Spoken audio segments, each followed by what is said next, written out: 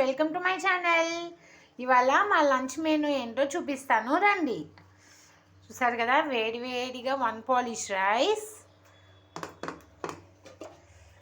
గీతో తాలింపు వేసిన పాలకూర ఫ్రై, అచ్చం గీతో చేస్తే చాలా బాగుంటుందండి.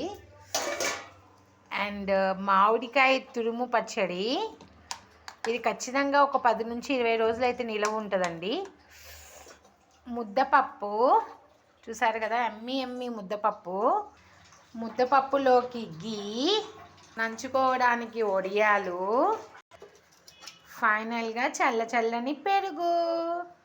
చూసారు కదా, ఇవాళ మాది ఇంట్లో పిల్లలు ఉన్నారండి, సో అందుకని నేను ఇవన్నీ చేశాను. లేకపోతే రోజు స్కూల్కి వెళ్ళేటప్పుడు 1 కర్రీనే చేస్తాను మార్నింగ్ టైము.